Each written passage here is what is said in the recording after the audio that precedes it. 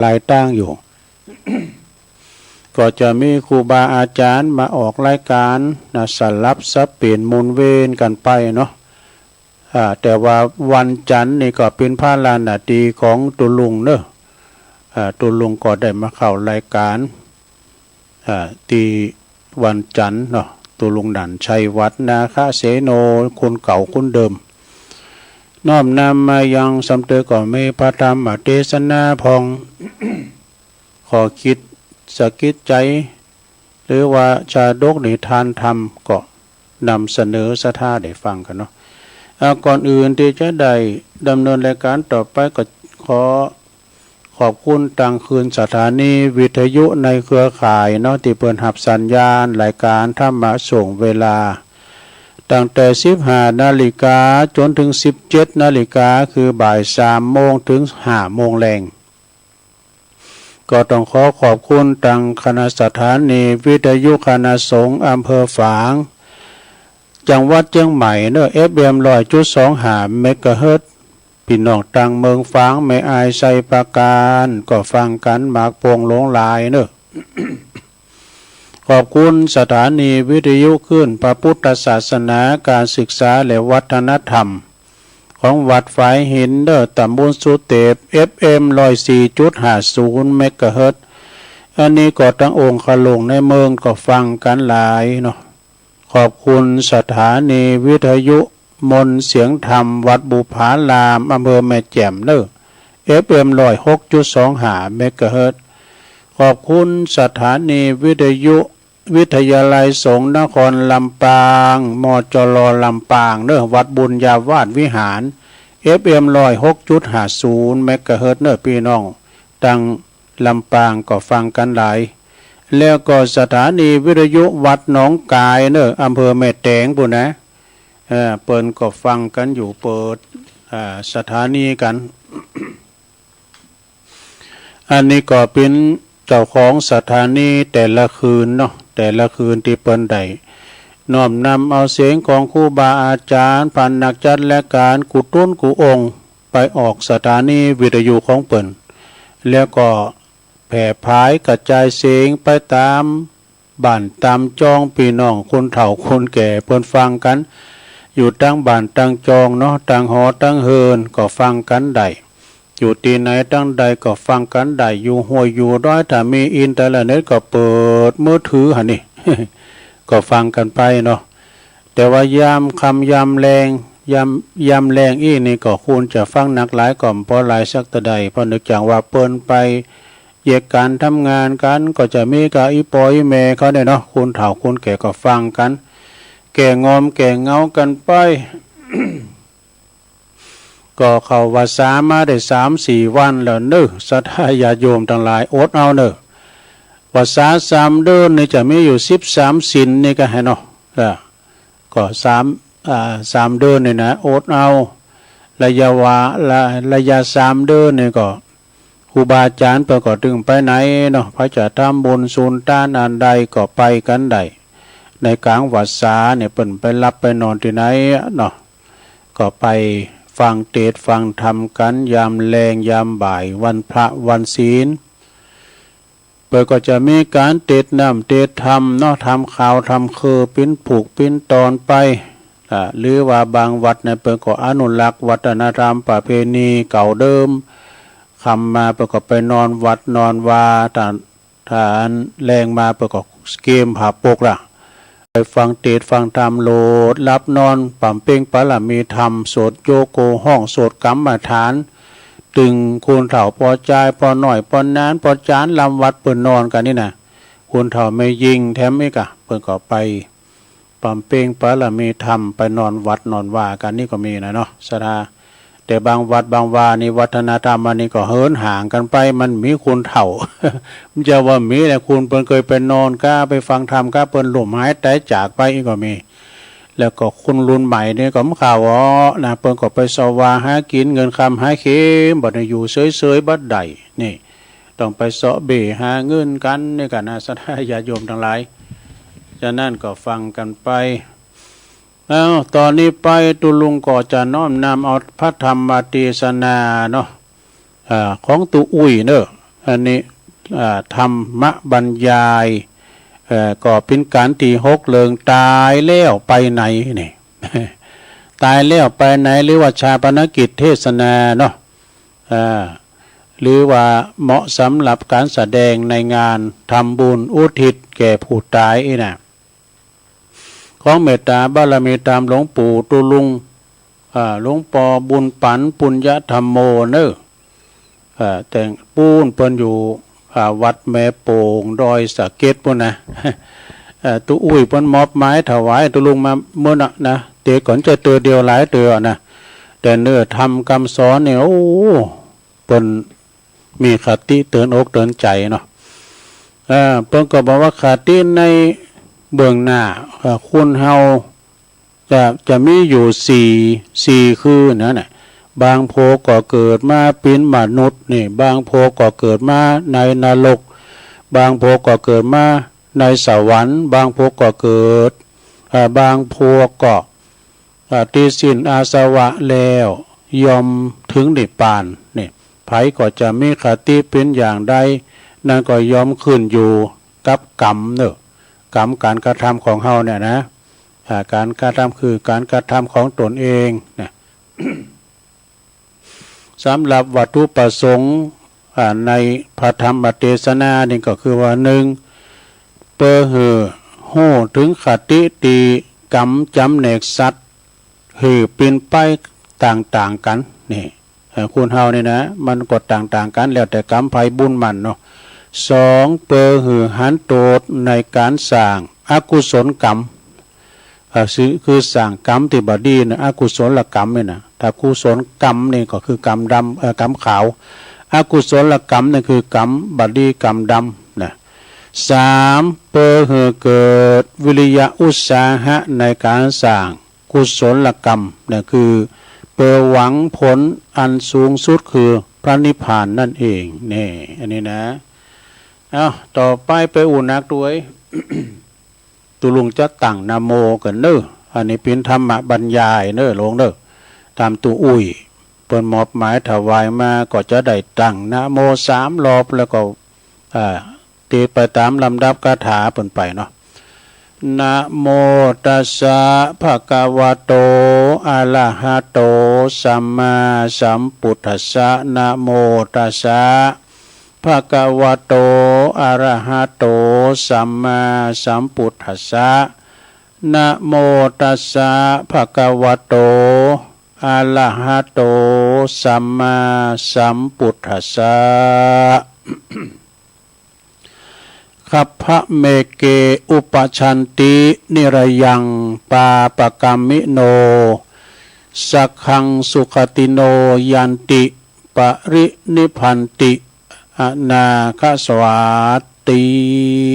นี่กันนี้เป็นคาถาเปิดลงเด้อณโอกาสบัดนี้ตนตัวแห่งตุลุงก็จักได้แสดงพระธรรมเทศนาพรรณนาถึงสัทธุธรรมคำสอนขององค์สมเด็จพระชินวรสัมมาสัมพุทธเจ้าเนื่องในงานอันนี้เป็นธรรมบนเตียนในงานชาปนกิจเด้อเพื่อจะลองศรัทธาความเชื่อปัสสาทะความเหลื่อมใสและก็จะได้ส่งเสริมสติปัญญาเพิ่มพูนกุศลแด่ท่านเจ้าภาพนี่ตลอดถึงญาติสนิทมิตรสหายตีหักไข่กันทั้งหลายนะที่หักไก่กันทั้งหลายนี่นะ การบำเพ็ญบุญทักษิณานุปทานนี่ก็คือการทำบุญอุทิศแก่ผู้ที่ตายไปนะถือเป็นหน้าที่ของญาติสนิทมิตรสหายที่มีความหักที่มีความเคารพนับถือมีความอาลัยต่อกันจะต้องจัดแจงจัดทำเหือนสุดกำลังเนี่ยคือความตายเนี่ยมันถึงตึกแล้วนะตึกที่ตายนะเพราะนี่ถือว่าเป็นโอกาสสุดท้ายที่เราจะได้ทำสิ่งดีๆเพื่อผู้ตายได้นะในการเป็นการแสดงออกถึงคุณธรรมอันเป็นพื้นฐานของคนดีเนอะคือความกตัญญูกตเวทิตาดังสุภาษิตที่เปิ้นว่านิมิตตังสาธุรูปานัง กตัญญูกตเวทิตานี่ความกตัญญูกตเวทีนั้นเป็นเครื่องหมายของความเป็นคนดีเนอะเมื่อเฮาตั้งหลายผู้อยู่เบื้องหลังเนี่ยนะอาจจะระลึกนึกถึงคุณงามความดีที่ผู้ตายได้กระทำไว้แก่ตนแล้วก็สังคมทั้งตนทั้งความทรงทั้งทรงตัวทั้งทางตรงและทางอ้อมนะก็คือก็ควรตีอย่างควรอย่างยิ่งที่จะต้องตอบแทนบุญคุณของตนโดยการทำบุญทักษิณาอุทิศบุญกุศลแผ่พายย้ายบุญไปหือเปิ้นตามส่งหือแก่ดวงวิญญาณของผู้ตายไปนะ หากว่าผู้ตายได้รับทราบโดยวิธีจิตวิธีตั้งใดตั้งหนึ่งแล้วก็อนุโมทนาเนาะรับเอาส่วนบุญส่วนกุศลตีตันต่างหลายได้อุทิศไปหือแล้วยอมสำเร็จเป็นปัตตานุโมทนาใหม่คือบุญอันสำเร็จโดยการอนุโมทนาบันดาลหือผู้ตายประสบสุขบริบูรณ์พูนพ้นด้วยไปในสุขติโลกสวรรค์ตามตีผลตามแต่ผลแห่งกรรมของตนนี่ แล้วก็อันนี้เป็นบาลีธรรมบทหนึ่งแปลว่านะหิลุนนางวาโสโกวายาวัญญาปริเทวนาการที่ว่าเฮาร้องไห้เสน้ำตานะเนาะการร้องไห้เสน้ำตาความโศกเศร้าความลำพันธ์ความล่ำไรลำพันธ์ต่างๆนะบาจวยนะบาจวยยั้งหือแก่ผู้ตายได้มีเพียงการตั้งใจตั้งจิตตั้งใจทำบุญสุนทานบำเพ็ญบุญกุศลแล้วก็อุทิศแผ่กุศลไปหืดเท่านั้นนี่จึงจะสำเร็จประโยชน์แก่ผู้ตายเนอะศรัทธาญาติโยมทั้งหลายแล้วก็ถือเป็นการแสดงออกถึงความหักความอาลัยที่ถูกต้องด้วยสติปัญญาถูกต้องตามหลักธรรมคำสอนในพระพุทธศาสนา พระธรรมเทศนาที่ได้หยิบยกขึ้นมาในแสดงในวันนี้ก็มีจือเลิงว่าตายแล้วไปไหนนี่คุณหาเดินถามกันแบบตอบแบบกำปั้นทุบดินว่าตายแล้วไปไหนฮะเขาตายแล้วไปไหนฮะก็ตายแล้วก็ไปแหววัวกัน แบบตอบแบบกำปั้นทุบดินเนาะเพราะว่าตายแล้วไปไหนเนี่ยมนุษย์คนเฮายุคในสมัยต่างนะเพราะว่ามนุษย์ทุกยุคทุกสมัยต่างก็มีความสงสัยกันอยู่ตลอดมาว่าคือว่าคุณเฮาเนี่ยนะเมื่อลุ่มหายตายจากไปแล้วนี่จะเป็นอย่างใดจ้านี่การที่ทกเถียงกันเลยมาทำให้เกิดความสงสัยความความหันแตกต่างกันไปเป็นสองพวกใหญ่ๆวะแตกละแหงไว้อย่างไรเป็นสองพวกใหญ่ๆคือพวกตินหนึ่งเป็นว่ามีความหันว่าตายแล้วก็ศูนย์ตายไปประวัติตายไปแล้วก็ศูนย์คือศูนย์หายไปเลยบ่ได้มาเกิดทำซ้ำปอสองวะนี่อันนี้คุณพวกแรกนะแล้วคุณพวกที่สองนี่มีความหันว่าคุณเฮาตายแล้วต้องยอมมาเกิดอีกแน่นอนนี่เป็นกรรมทกเถียงกันหาบทสรุปบ่ได้คุณเฮาได้ตายไปแล้วนี่เกิดอีกหรือไม่นั้นตามคติธรรมต่างพระพุทธศาสนาถือว่าถ้ายังมีเหตุมีปัจจัยเป็นเจื้อทำให้เกิดก็จะเกิดแถมนะพองก็เกิดมาพองในก่อนเพราะว่าคุณที่ปนจะตายนี่ปิ้นปอก็ดีปิ้นแม่ก็ดีนะลูกก็มาให้ฮอนวอนตุกลูกคนนึงก็มานอยู่นะพอตายไปแล้วจิตมาเข้าต้องของลูกเกิดมาทำกรรมปิ้นลูกของลูกแถมวะมันไม่แน่นะได้ บางพองนี่มีตีพูดตีเกิดนะเกิดมาเป็นสัตว์เดรัจฉานก็มีว่าบางคนเนี่ยเกิดมาเป็นหมูเป็นหมาก็มีนะสัตว์ตามในธรรมประวานะยังไม่ยิงก่อนี่ถ้าว่ามาปู้นี่เปิ้นขำเปิ้นยำเปิ้นเต็มถีมันนะเปิ้นถือว่าอาจจะเป็นปู่ย่าตาโทษเป็นปอเฮามาเกิดก็ได้เนี่ยเปิ้นถือเป็นอย่างนั้นเนี่ยเฮาพอล้อมมาอยู่ลมไซค่าเฮาเนี่ยมันเป็นอย่างนั้นเนี่ยเพราะว่าถืออย่างเป็นปัจจัยที่จะต้องทำให้เกิดแต่ก็จะเกิดอีกถ้าบ่มีเหตุบ่มีปัจจัยบ่มีเจื้อที่ทำให้เกิดก็บ่เกิดอีกอีดอกเปิ้นว่านะอันนี้พวกนะเปิ้นอูนะเหมือนกับเมล็ดพืชพันธุ์ต่างๆเช่นเมล็ดข้าวอีเป็นต้นเนาะเม็ดข้าวนะถ้าหากว่ายังมีเจื้อยังจุ่มด้วยยางเหนียวอยู่บ่เหี่ยวแห้งนะเมินนำไปหวานไปเพาะไปปลูกในนาก็จะที่มีน้ำเนาะพร้อมยอมจะงอกเงยขึ้นมาออกมาเป็นกาเป็นหากแหมเนี่ยจะแตกเก้าแต่กอเป็นกอขึ้นมาเป็นกอเข่าแต่กอแล้วก็ออกล่วงหือผลตามลำดับใดคนเฮาก็เช่นเดียวกันว่าประมาณนะหากว่ามีเหตุมีปัจจัยมีเจื้อที่ทำให้เกิดยอมเกิดอีกเจื้อนั้นในที่นี้ตนก็บอกว่าคือตัณหาด้วยคือความอยากแบ่งเป็น3ทำแล้วนะแบ่งเป็น3อย่างแบ่งเป็น3คืออย่างนี่คือกามตัณหาความพอใจและใคร่ในกามเนี่ยภาวะตัณหาความอยากเป็นโน่นเป็นนี่แล้วก็วิภาวะตัณหาความอยากไม่เป็นโน่นไม่เป็นนี่ อยากพ้นจากสภาพตีโตเองเป็นอยู่เนี่ยประวัติตัณหาตีทันเปรียบเหมือนย่างเหนียวเนี่ยมันจะเป็นเจ้ออย่างดีที่จะทำให้คนเฮาเนี่ยเวียนว่ายตายเกิดบ่ฮู้จบหลายภพหลายชาติแล้วก็หลายกับหลายกันแต่ถ้าหากว่าผู้ใดทำตัณหานี้เหิดแห่ง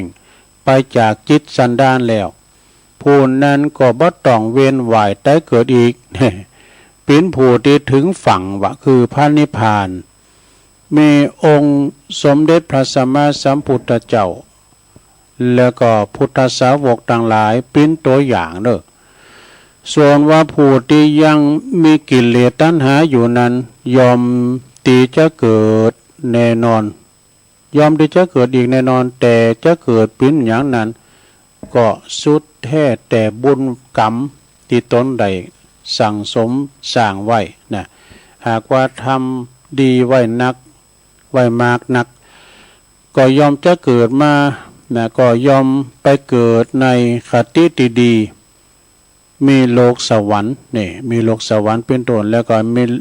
มีโลกมนุษย์มีโลกสวรรค์เป็นต้นแต่ถ้าหากว่าทำชั่วคือก่อกรรมอกุศลกรรมไว้มากหนักยอมจะได้มาเกิดในคติตีเลวคือเมนันลกเปรตอสุรกายและก็สัตตลิสารเป็นต้นนี่ดังพุทธภาษิตที่องค์สมเด็จพระผู้มีพระภาคเจ้าเปิ้นตรัสว่าขับพระเมเกอุปชันตินะก็แปลว่าซึ่งมีใจความว่าสัตว์ที่ตายไปแล้วบางโภคยอมไปเกิดในคันคือเป็นมนุษย์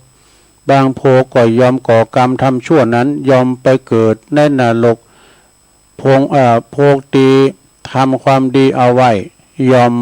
เข้าถึงสุคติโลกสวรรค์เนี่ยผู้ที่หมดกิเลสอาสวะแล้วยอมมีพระนิพพานเป็นที่หมายดังนี้นี่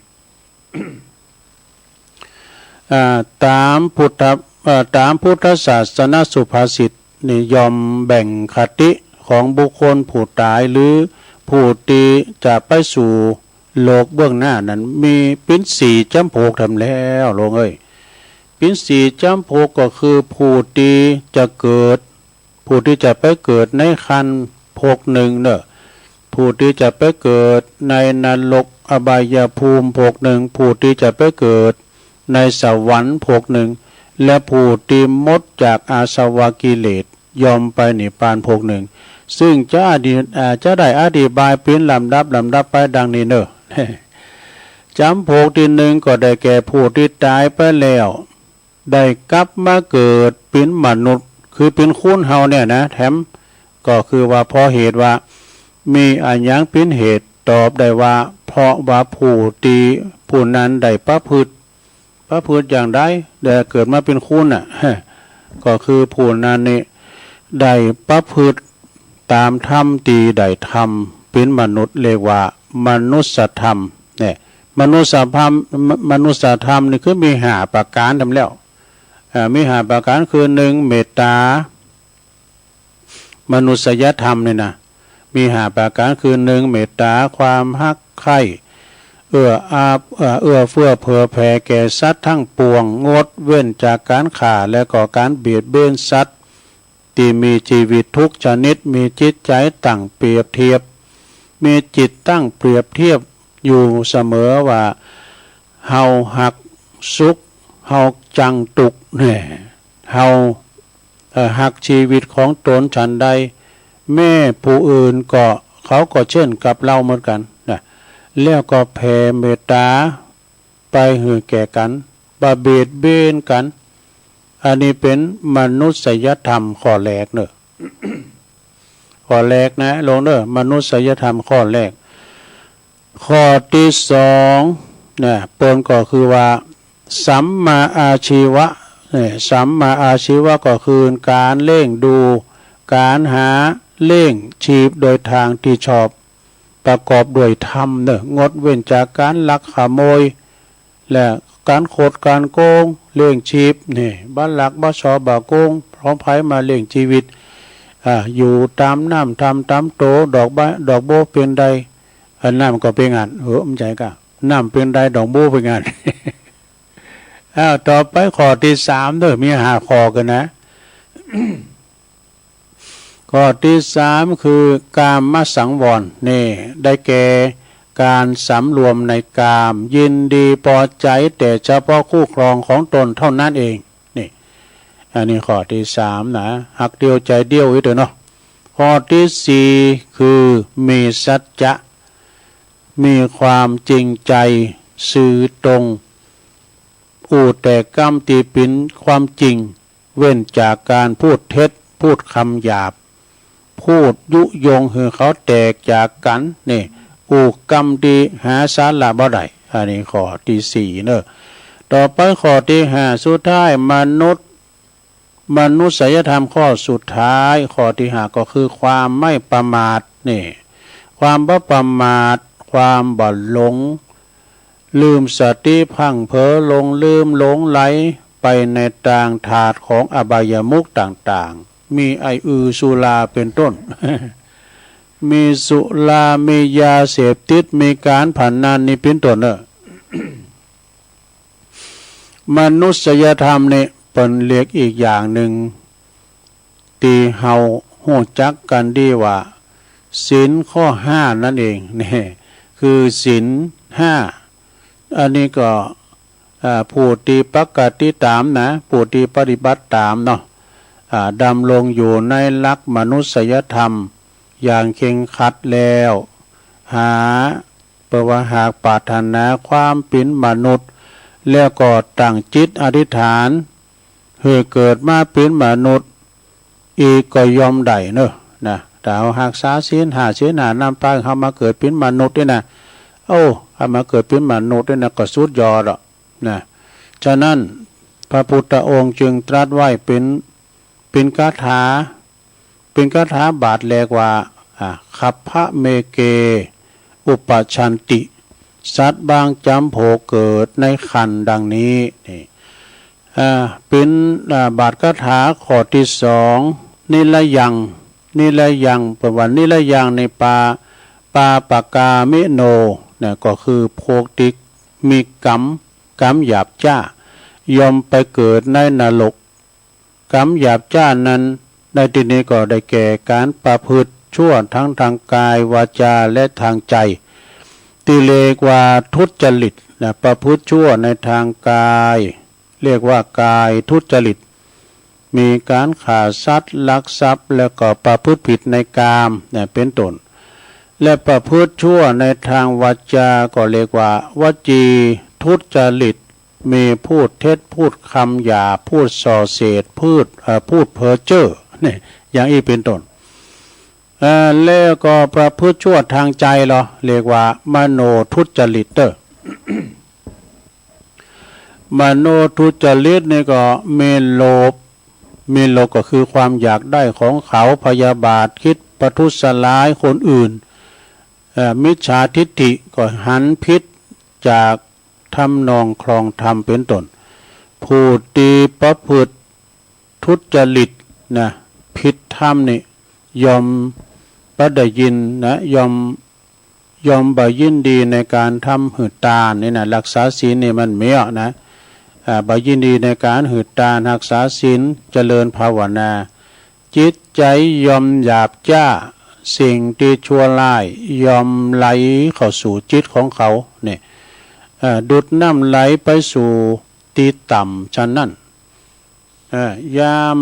ามไก่ที่จะตายเนาะยามไก่ที่ใจก็มักจะมีนิมิตหือหันปรากฏคล้ายๆกับเป็นมโนภาพเป็นขุมนรกพองเป็นไฟพองน่ะเป็นสิ่งที่น่าโกพองแล้วก็ขั้นตายไปแล้วยอมไปเกิดในนรกหรือว่าใจกรรมที่ตนทำแล้วเมื่อเสวยผลกรรมที่ตนได้ทำหมดแล้วก็หากว่าเศษบาปยังเหลืออยู่ก็จะส่งผลให้บุคคลนั้นได้มาเกิดเป็นเปรตทำกรรมอสุรกายแล้วเป็นสัตตลิสารต่อไปฉะนั้นท่านจึงกล่าวไว้ว่าพวกตีมีกรรมชั่วหยาบยอมไปเกิดในนรกดังนี้นี่กำลังถึงข้อที่3เนี่ยข้อมี5ข้อใหญ่ๆนะข้อที่3นี่ก็คือ ข้อที่3นี่ก็คือพวกตีได้มาเกิดได้ไปเกิดในโลกสวรรค์นะเกิดเป็นเทพพองเทพบุตรพองเกิดเป็นเทพธิดาพองหรือว่าเกิดเป็นพรหมพองตามแต่ผลแห่งกรรมของตนผู้ที่ได้มาเกิดในโลกสวรรค์นั้นก็ต้องประพฤติตามเทวธรรม ตามเทวธรรมธรรมตีธรรมหึกคุณเกิดคุณเป็นเทวดาเทวธรรมนี่นะคือธรรมคือเป็นธรรมตีธรรมหึกคุณนะเป็นเทวดาสองประการคือเหตุลิความละอายต่อบาปนะละอายต่อการทำชั่วทั้งปวงบ่ว่าจะเป็นบาปเล็กๆน้อยๆก็ให้ความรังเกียจดุจมนุษย์นะดุจบุรุษผู้ที่มีความรังเกียจต่อคูดหลีกไปเสียหือไกลฉะนั้นนี่ต่อไปเป็นโอตตัปปะก็คือความเกรงกลัวต่อบาปความเกรงกลัวต่อบาปคือมีความโกรธต่อผลของบาปอกุศลต่างๆทั้งปวงประดุจหนึ่งบุรุษผู้มีความสะดุ้งหวาดโกรธต่ออสรพิษมีงูนี่เป็นต้น ไผพรที่มันกลัวงูเนาะกะหันงูเนี่ยบ่รู้คุณคิงปูเหยื่อเนอะกะหันงูนะประกาศที่จะเข้าไปไก่ชั้นนั่นเนาะผู้ที่ปรารถนาที่จะได้เป็นเทวสมบัติผู้ที่ปรารถนาจะได้เทวสมบัติก็พึงปฏิบัติตามเทวธรรมทั้ง2ข้อนี้นี่บริบูรณ์เถิดแล้วพึงตั้งจิตอธิษฐานไปเกิดในโลกสวรรค์นั้นก็ยอมจะสำเร็จตามความปรารถนาของปรารถนาของผู้ที่ประพฤติตามหลักเทวธรรมนี่แล้วเมื่อว่าไก่ที่จะดับ คติมิตรคตินิมิตยอมมาเด้อ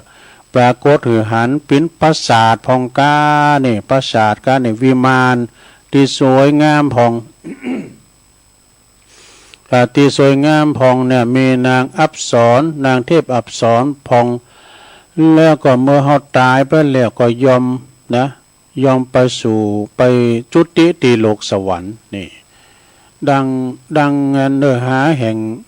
บทคาถาที่3ประบาสักขังสุขติโนยันติสัตติธรรมดีแล้วยอมเข้าถึงสุขติโลกสวรรค์ดังนี้นี่ ต่อไปจำพวกที่4เนอะ มี5จำพวกนะสัทธาจำพวกที่4นี่ก็คือมีผู้มีอาสวะกิเลสสิ้นแล้วยอมนิพพานนะยอมนิพพานกล่าวคือผู้ที่ดำเนินตามอริยมรรคมีองค์8ประการคือสัมมาทิฏฐิอย่างนี้เป็นต้นเป็นการกระทำหือแจ้งจือว่าอริยสัพมี4ทำแล้วอริยสัพ4มีหยังทุกข์สมุทัยนิโรธมรรคนี่ดับอาสวะกิเลสเหื่อมหมดไปจากสันดานบ่มีเหตุบ่มีปัจจัยบ่มีเจอที่จะทำให้เกิดอีกนะจึงต้องนิพพานอันเป็นที่สุขที่ประเสริฐเนอะบ่มีสุขได้อื่นได้ยิ่งกว่าดังบาลีดังพุทธภาษิตว่านิพพานังปรมังสุขังนิพพานเป็นสุขอันยิ่งใหญ่เนอะอย่างยิ่งสุขวัฒนสถาพรต่อไปผู้ที่ ผู้ที่ตายไปแล้วเนาะผู้ที่ตายไปแล้วท่านกล่าวไว้เป็นผู้ที่หมดโอกาสที่จะได้ทำคุณงามความดีแล้วเนอะชะตาเนาะก็มันตายไปแล้วนี่มันได้ทำคุณงามความดีแล้วนะเพราะว่าบ่อาจที่จะฟื้นชีพขึ้นมาทำความดีได้อีกแต่เพราะฉะนั้น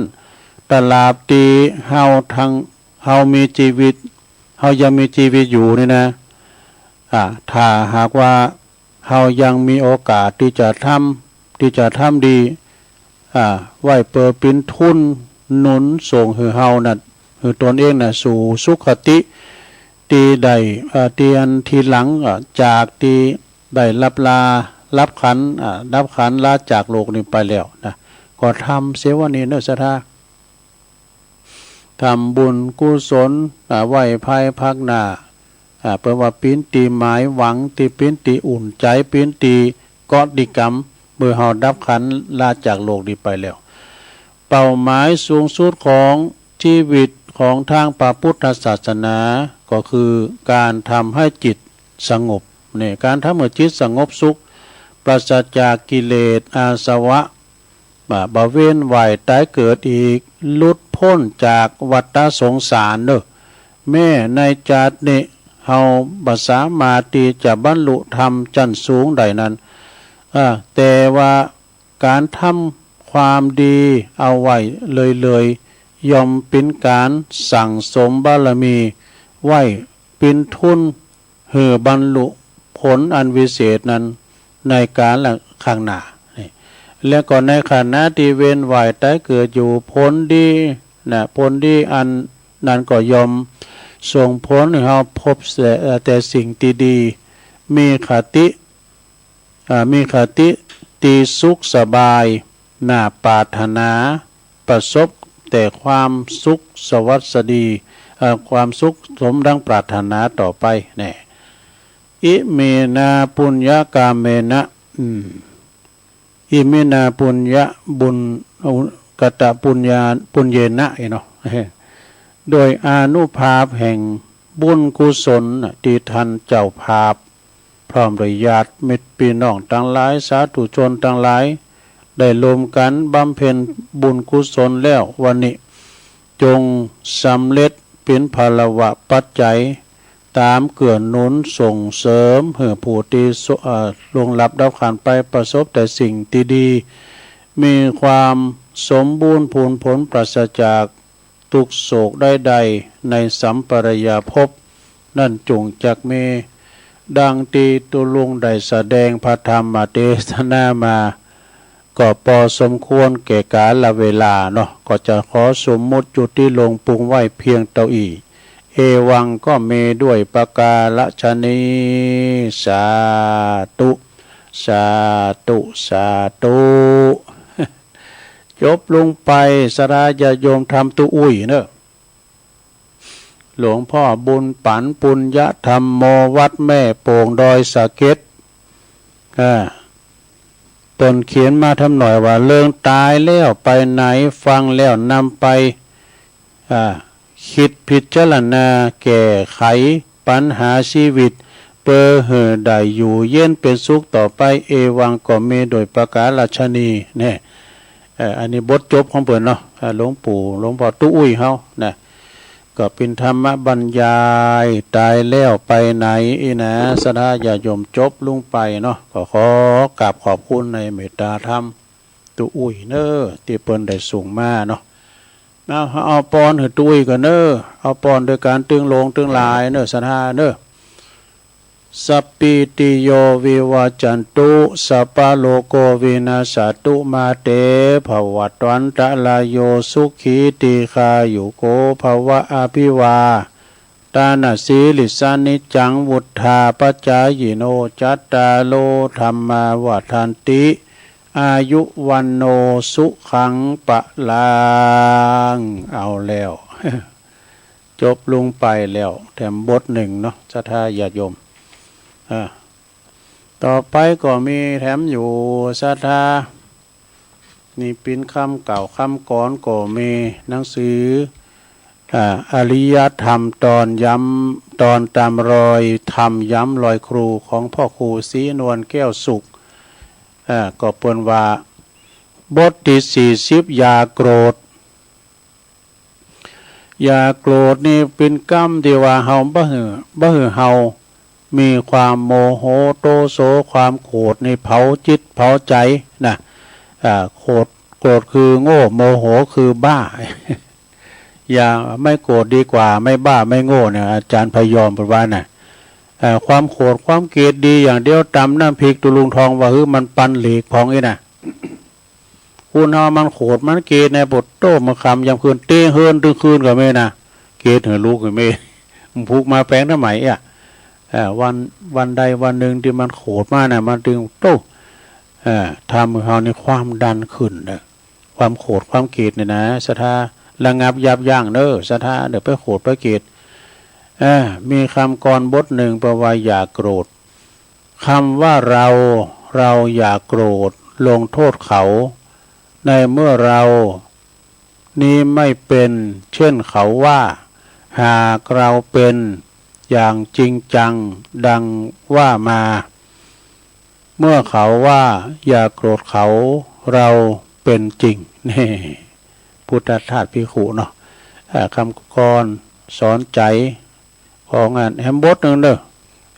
อันนี้ของปกำนั่นนี่กันนะปกำนั่นสันติสุขชัยวงศ์นี่นะเปิ้นว่าอย่าอายต้นไม้ใบหญ้านี่เหมือนกันว่าแล้วกันว่าเนาะว่าต้นไม้ให้ความร่มรื่นต้นไม้ให้ความร่มรื่นแก่ชีวิตนกตัวนิดให้เสียงเพลงแก่โลกแต่กันนะแก่โลกล่าดอกไม้น้อยยังให้ความชื่นบานตาเนี่ยแต่กันเนาะแม้แต่ต้นหญ้ายังให้ออกซิเจนแม้แต่ต้นหญ้าก็ยังให้ออกซิเจนแต่กันเนาะแล้วตัวเราที่เกิดมาให้โลกนี้ทำสิ่งดีอะไรไว้ในให้โลกบ้างกินกามเกียรติเท่านั้นหรือที่ทำเป็นเนี่ยไม่ดีเด่นกว่าบรรดาต้นหญ้าเลยเขาทาเนอพอกำนันสันติสุขคติธรรมดำบดนั่นนะหลวงเนอะ นี่ก็เน็ตเหมือนกันนะอันนี้ของหลวงพ่อคูณปริสุทธโธกันได้เนี่ยนะวัดบ้านไร่ปุ่นอ่ะอำเภอด่านขุนทดปุ่นอ่ะหลวงพ่อคูณไปเขียนมาว่าคติธรรมเปิ้นว่า คนเฮานี่นะคนเราเมื่อมีเมตตาคนเฮาเมื่อมีเมตตาให้กับผู้อื่นผู้อื่นก็จะให้ความเมตตาตอบสนองเฮาเนี่ยถ้ามึงมีเมตตากับกูก็มีเมตตากับมึงเพิ่นอู่นะทำนองแบบเป็นกูเป็นมึงแม้แต่เพลงคาราบาววิยาวานที่กูให้มึงเราเมื่อมีเมตตาให้กับผู้อื่นผู้อื่นก็จะมีความเมตตาตอบสนองต่อเฮาถ้าเฮาโกรธเขาก็จะโกรธตอบเฮาเช่นกันความเมตตานี่แหละอาวุธอาวุธที่ปกป้องตัวเราเองเพื่อไปได้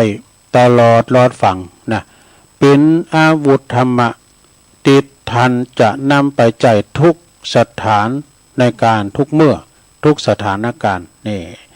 หลวงพ่อคูณปริสุทธโธวัดบ้านไร่อำเภอด่านโกนทดจังหวัดนครราชสีมานี่พ้นเขตมานะนี่กันเนาะสะดาเฮาปรารถนาดีหือเปิ้นก็ปรารถนาดีเฮานะสะดาอย่าโยมเนาะทำบทหนึ่งเปิ้นว่าเจ้าใดอันนี้เอาแล้วก็ให้น่ะเอาเรื่องศีลนำกรรมนะวันนั้นก็ว่าแล้วกรรมวามคำว่าน่าดีแม่บ่ได้ยินสักกรรมนั้นรับไปเมื่อเจ้าก็ฟังทำกรรมเนาะอริยธรรมบทที่39นะศีลและคุณของศีลนี่ศีลก็คือศีลกถากรรมว่าศีลนี่นะมันหมายถึงอย่างสงบเย็นเป็นปกติคือสงบเย็นปกติกายตัวของเขาเนี่ยปกติวาจาเนี่ยปากเขาเนี่ยปากของเขานี่ก็ไม่ได้เล่าหุหนาจ้าขวัญไผบัดติเตียนนินทาไผอยู่ปกติตามปากของเขากายก่อนไปเบียดเบียนไปบุบไปตีไผน่ะในตีสถานในการทุกเมื่อเนอะจะสงบลมเย็นในที่สถานในการทุกเมื่อคนเฮาจะเป็นคนดีมีคุณค่าจะสวยจะงามจะมีคุณเคารพนับถือนะจะมีคุณเคารพรักนับถือก็ตามเนอะก็จะต้องเป็นผู้ดีมีศีลขาดศีลเลี้ยวเป็นคนดีนั้นก็บ่ได้จะมีคุณค่าจะสวยจะงามบ่ได้นะอันนี้หมายความว่างามตามธรรมะนี่สวยงามตามธรรมะมีคุณค่าดีงามอย่างธรรมะฉะนั้นทุกทานทุกคนควรขวนขวายรีบสร้างคุณงามความดีใส่ไว้ในจิตในใจของตนตั้งตนจงตั้งตนไว้ให้ชอบประกอบกิจการงานใดๆอันเป็นบุญเป็นกุศลแล้วมีความมุมานะมีความขยันประหยัดเลิกคบแต่คนดีหู้จักประมาณในการใช้จ่ายทรัพย์หู้จักประกอบกรรมดีๆทำแต่คุณงามความดีเนี่ยข้อสำคัญอย่าทำบาปอย่าเหือบาปเนาะความชั่วเกิดในใจวะ จงประคับประคองรักษาจิตใจของเฮาให้บริสุทธิ์พุทธผ่องอยู่เสมอตลอดไปตันสาธุชนนักศีลนักบุญตันผู้ฟังทั้งหลายผู้ที่ปรารถนาความสุขในสุคติโลกสวรรค์จงพยายามสร้างคุณงามความดีไว้ให้นักที่สุดเนี่ยถ้าเตาตีจะสามารถที่จะทำได้เช่นอันหวังจะได้ไปเกิดในสุคติโลกสวรรค์นั้นยอมบพิตรหวังอย่างแน่นอนนี่อันนี้ก็ของหลวงปู่ครูบาเจ้าพรหมาพระมัจจโกเด้อวัดพระพุทธบาทตากผ้าตำบลมะกอกอำเภอป่าซางนะเปิ้นได้อาจารย์ปครูสีโนนเปิ้นได้มาเรียบเรียงไว้เนาะเจ้าวันนั้นก็ว่าแล้วก็แต่มันเป็นกรรมที่กินใจนะวามกรรมเนาะคติธรรมดำกรรมหนึ่งนี่คติธรรมวันเกิดลูกเกิดคล้ายวันตายแม่นี่เจ็บท้องแท้เท่าไรไม่เคยบ่นกว่าจะอุ้มท้องกว่าจะคลอดรอดเป็นคนเติบโตจนถึงบัดนี้นี่เพราะใครนี่แล้วก็จะไม่ลืมคุณแม่ทำด้วยนี่คุณแม่สาวคุณปอสาวเอสคุณแม่12นี่นะจะไปลืมบุญของปอของแม่ แม่ของเฮานี่ เป็นผู้ที่บังเกิดเก่า เฮามีแม่ก็เฮาก็ไม่ได้เกิดหรอกฉะนั้นบุญคุณของพ่อของแม่เนี่ยทดแทนไปเด้อเฮาอยู่รอดเป็นคุณมาได้ก็ย้อนพ่อย้อนแม่นะพระคุณของแม่ล้ำฟ้ามหาสมุทรพระคุณของแม่สูงสุดมหาศาล พระคุณของแม่เลิศกว่าสุทธาทานใครจะปานแม่ฉันนั้นไม่มีนี่นะจะตาฝากไว้เนาะเยอะผมไม่จองแม่นะ มีแม่อย่างของแม่ผู้ให้ชีวิตแล้วก็แม่โขง อันนี้เอามาเซลกันหน่อยเนาะเอาแล้วเนาะสถาจบเวลา1 ชั่วโมงก็เดี๋ยวตุลุงยอบอย่างให้กั้มก่อนเนาะกินน้ำกินน้องให้กั้มหนึ่งก่อนเดี๋ยวก็มามาจ้ากันต่อในชั่วโมงที่2กันต่อไปเนาะสถาเนาะอ้าวตาอีกก่อนเด้อเจริญปน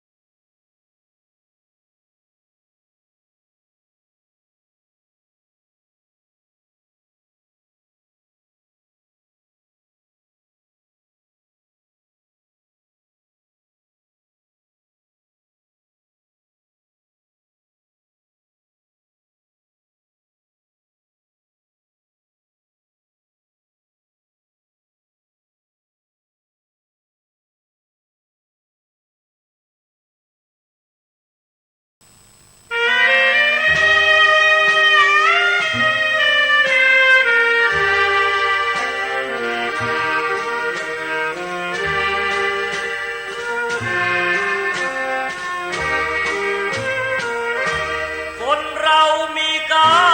มเหมือนคำพุทธภาษิตว่าเกิดมาใช้นี้ชีวิตลิขิตไปตามบาปกรรมสร้างมาเกิดมาเป็นคนบ้างมีบ้างจน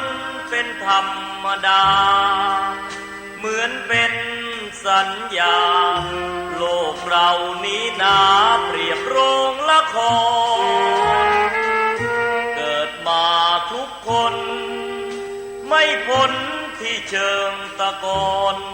เหลือตัวล่อนจอนที่หลับที่นอนเหมือนกันคือโลกคนเรามีกรร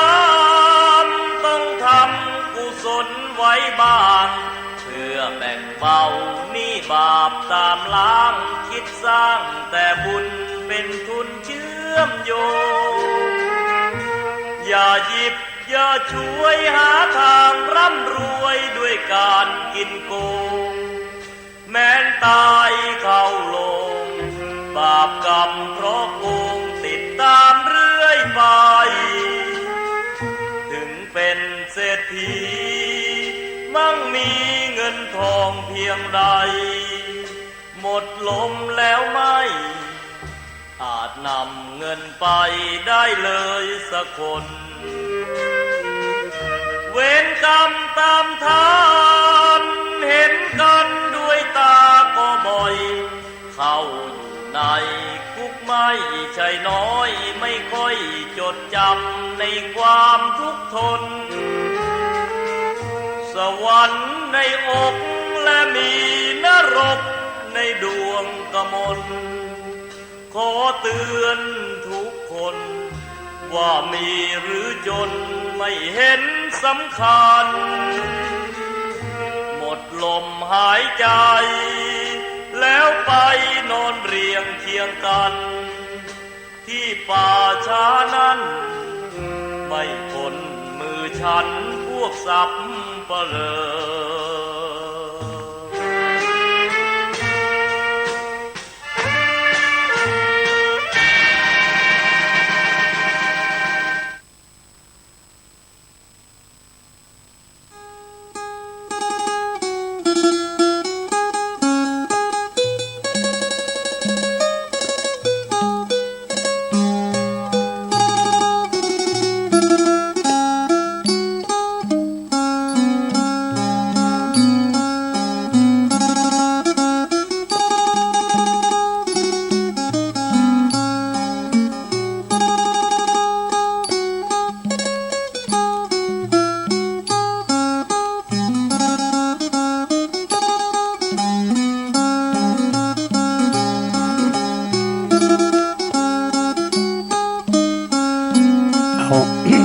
เอาแล้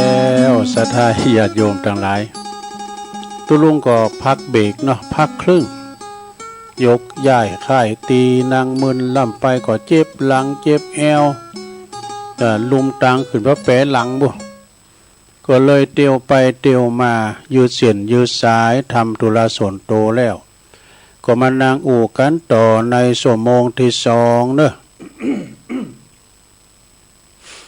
ขณะนี้ท่านทั้งหลายก็กำลังฟังรายการสารธรรมยามแรง สารธรรมยามแรงนั้นก็ดำเนินรายการโดยตุลุงยองมานางอู่นางจ๋าชั่วโมงที่2บัดนี้ก็ปิ้นเวลาอยู่ 16.5 คือหมายความว่า4:05 นาทีละ ชั่วโมงที่2ก็นำเสนอแถมนำหลายอย่างอยู่เรานี่ทานพองกาอีนะ สำเตือตุลุงก็เอาไปมากึดไหนบ่ได้ก็เอาโตจุยพองอีนะซ้ำไปซ้ำมาพองก็บ่ว่ากันนอกศรัทธาญาติโยมทั้งหลายนะเจริญพรทางร้อยตำรวจตรีเดชาใจทิสภ.เวียงหนองล่องแล้วก็ศรัทธาญาติโยมกำเดียวก็จะน้อมนำเอาคติธรรมที่มาจากหนังสือที่อาจารย์พระครูสุเมธธรรมเสวีเปิ่นได้ลิขิตขีดเขียนไว้เป็นในนำธรรมคำสอนเหมือนกันนะสดาเนาะเป็นหนังสือสอนว่าทิศที่11นี่นะนี่จะปิ้นจะได้บทที่21อันนี้ก็เคยเล่ามาแล้ว เป็นว่าเฮาเกิดมาในจักรวาลเนี่ยที่กว้างใหญ่ไพศาลนี่นะคุณเฮาตีปิ้นส่วน ส่วนแค่เศษธุลีตีเล็กเล็กน้อยน้อยเล็กนักนะคือน้อยนักเมื่อเกิดมาแล้วก็ต้องอาศัยผู้อื่นชูช่วยเหลือไปคือปอคือแม่นะช่วยเหลือเฮากว่าจะเติบใหญ่มานี่ก็ต้องโดยการเกื้อกูลของบุคคลอื่นก็คือพ่อแม่เลี้ยงใหญ่นากาบ้านมาเนาะแล้วก็จะถือตัวถือตนเย่อหยิ่งไปทำไม บัณฑิตทั้งหลายเป็นในผู้ที่มีปัญญามากเนาะจึงหันว่าโลกนี้อยู่ใดโดยการพึ่งพาอาศัยซึ่งกันและกันเนี่ยจึงแสดงออกต่อโลกด้วยความอ่อนน้อมถ่อมตนนะจะไปกล่าวเล่าจะไปดุร้ายมีความอ่อนน้อมถ่อมตนอุมนจาวานปิยาวาจาจึงแสดงออกต่อโลกด้วยความกตัญญูหูกุลเด้อ กตัญญูหูบุญหูกุลแล้วก็จึงแสดงออกต่อโลกด้วยความเมตตากรุณามีความเมตตากรุณาต่อสัตว์โลกทั้งหลายต่อเปิ้นลมโลกโดยกันเนี่ยมีความเมตตากรุณาหันเปิ้นตกทุกข์ได้ยากก็อินดูคุณหน้าเปิ้นนะสดาปัจจัยว่าจะไปซ้ำเติมเปิ้นนะอินดูคุณหน้าเปิ้นเด้อบ่ถือว่าตนใหญ่บ่ถือว่าตนยิ่งใหญ่นะบ่เย่อหยิ่งถือดีกล่าวเล่านี่อยู่ในโลกยอมกึดแทนคุณโลกพองจะไปทำลายโลก พร้อมเสมอในการช่วยเหลือผู้ด้อยโอกาสนี่โลกนี้ก็อยู่กันโดยความพึงพาอาศัยซึ่งกันและกันเด้อท่านทั้งหลายจงมีเมตตากรุณาต่อกันและกันท่านทั้งหลายจงอย่าได้เบียดเบียนกันเลยนี่อย่าได้เบียดเบียนกันนะศรัทธาญาติโยม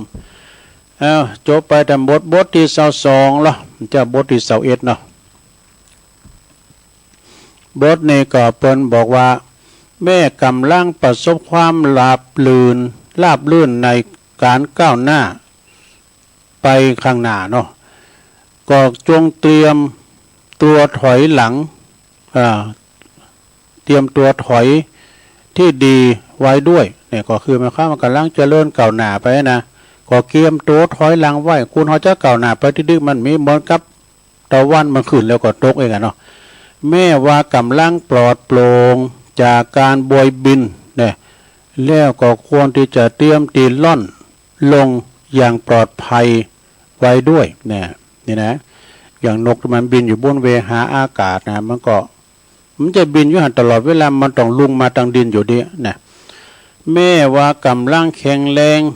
กำลังแข็งขันกับการก้าวขึ้นสู่ที่สูงแต่ก็ต้องคอยเตรียมบันไดที่จะลงภาวะตีมันไม่มั่นคงโดยไว้ด้วยนะก็คือหมายความว่าเกมบันไดที่ลงอย่างงามโดยแม่กำลังเริ่มต้นได้อย่างประสบผลความสำเร็จเนาะแต่ก็ควรเตรียมการจบอย่างสวยงามไว้ด้วย แล้วก็แม่กำลังหอมล้อมเนาะคุณกำลังหอมล้อมไว้ด้วยผู้มีหูใจนะจงควรเตรียมจิตสำหรับสำหรับอยู่โดดเดี่ยวไหว้ตัวนี่คุณเฮาเวลามียศมีอำนาจวาสนามียศถาบรรดาศักดิ์อยู่นะก็จะมีคุณห้อมหน้าห้อมหลังล้อมหน้าล้อมหลังนะห้อมมดอำนาจแล้วก็โดดเดี่ยวเดียวดายอยู่อย่างสันโดษผู้มีปัญญาบ่ว่าจะทำอันยังก็บ่ควรจะปิดทางถอยของตนเองนะแล้วก็มีความสามารถจัดการในช่วงความเจริญก็จงฝึกฝนความสามารถในการกุมบังเหียนเวลาเสื่อมถอย ชีวิตเจริญไปถึงไหนก็บ่พ้นความเกิดแก่เจ็บตายความแก่เจ็บตายนะแล้วก็จงสร้างบุญกุศลรักษาศีลรักษาธรรมประพฤติธรรมไหวตุยถึงข้าวสังขารร่างกายเสื่อมก็จะได้ปินตีปึงปาท างใจเป็นที่พึงทางใจถึงข้าวตายก็จะได้นำบุญกุศลติดตัวติดตามตนไปตัวผ่องนี่จบสดา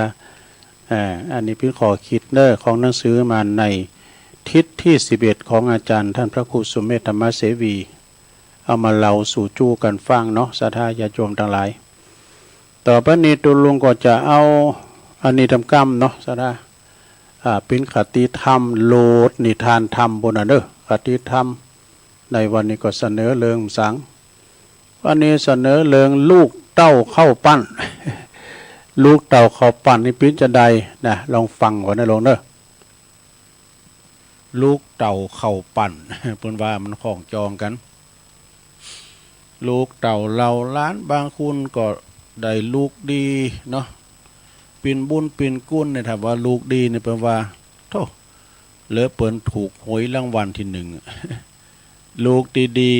ๆลูกเปิ้นมี3อย่างอภิชาตบุตรอนุชาตบุตรอวชาตบุตรดูมี3อย่างอภิชาตบุตรนี่ดีเนอะประเสริฐกว่าปอกว่าแม่นะจิตใจสูงอนุชาตบุตรนี่ดีเสมอปอเสมอแม่อวชาตบุตรเนี่ยโอ้บ่เอาไหนเลยเด้อบ่ดีเลยลูกล่างลูกผานด่าปอตีแม่นี่นะก็จะลองเอามาปัดฝุ่นน้ำก้ามเนาะเรื่องลูกเต่าเหล่าล้านคอคิดเนอะศรัทธาก็เฮาลองมาฟังเพราะว่าลูกมันมีหลายแบบลูกเกาะลูกกั๊มลูกกุยดู มันพิจารณาลูกกุยเนี่ยนะลองฟังพอเนาะศรัทธาเอาต่อไปเอาเกตเล็กเกตน้อยเรื่องกุลปอกุลแม่มาไว้กันเนอะศรัทธาลูกเกาะลูกกั๊มลูกกุยลูกแก้ว มันพิจารณาลองฟังพอเนอะนะก็จะพอดีกับเวลาเนาะเพิ่นว่าความเดี๋ยวเปลี่ยนแว่นตาให้หน่อยเอาเบอร์300มาไม่มีหลายเบอร์อันเพราะว่าตัวหนังสือมันหน่อยตัวลุงก็เปลี่ยนแว่นนี่กันนะความรักของแม่เป็นความรักที่ไม่จืดจางแต่กันเนาะรักไม่จืดไม่จางก็คือรักพ่อรักแม่รักของพ่อของแม่นี่นะแม่ว่าลูกของเฮาเนี่ยจะลูกชั่วเลวทรามยากดีมีจนพิกลพิการยังใดก็ตามเนอะแม่ก็ยังหักไม่เสื่อมคลายเนี่ยความหักของพ่อของแม่เป็นหักบริสุทธิ์เนอะลูกเต่าเหล่าล้านเลนตัวอย่างแม่ตินนอนอยู่เฝ้าลูกอยู่ห้องพยาบาลเนี่ยซะนะแม่กดตุลุงก็ไปหันเนาะปูเปิ้นคอยพะโวพะวังปิ้นหงปัดลุงก็มีแต่ก็ยาผ่าไปปัดอยู่หันในหงยานะโกยุ่งมาครบนะปิ้นหงอยู่ห้องพยาบาลเฝ้าลูกคนอื่นอาจจะมาเยี่ยมก็2 วัน 3 วันมา1แต่ว่านะแม่นี่เฝ้าอยู่ทุกเวลานาทีบางทีนี่ก็ไปลูกไปติดคุกติดตารางนี่นะมันจะไปติดตัวมันได้นะเอาหัวใจแม่ไปติดขอกด้วยใจผูกพันกับลูกอยู่บนนั้นนะยังเอาดวงใจของอันความหักของแม่เนี่ยไปตุยปีนโหงเขาแล้วก็คุณแม่ก็ร้องไห้เนี่ยปีนโหงอาภัยหือลูกเสมอ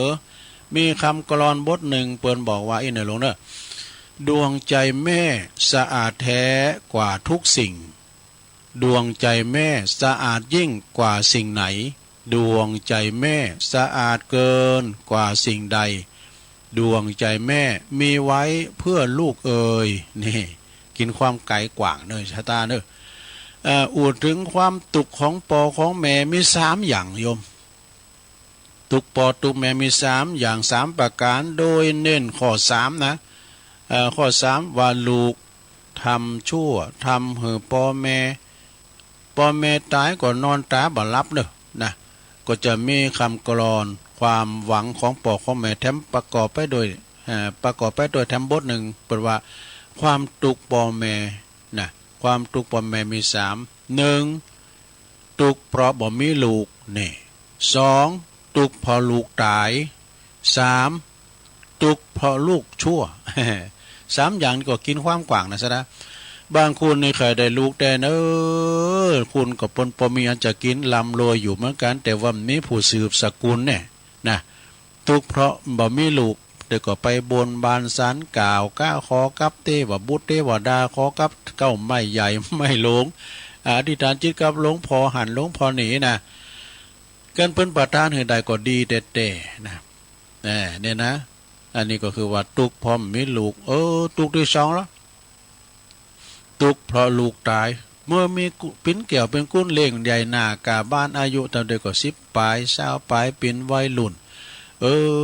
ไปอุบัติเหตุก็มีเรียกว่าไปคบหมู่คบแว่นยกโพกทำหัตประหารกันลุ่มหายตายจากอันนี้เป็นเรียกว่าลูกตายก็เป็นตุกนะปรากฏว่าลูกได้ไปก่อนก่อนแม่แม่ได้ส่งสการต้านขาบลูกอีน่ะเนาะหลุมได้จุงจุงแม่เข้าไปเหี่ยวสักกำอีน่ะ3ลูกทุกเพราะลูกชั่วอันลูกโชตัวดำเนี่ยมันบดีแต่เนาะสะดาเนาะปิดอย่างได้ก็เดี๋ยวฟังบทหน้าแถมกำหนึ่งนะความหวังของพ่อแม่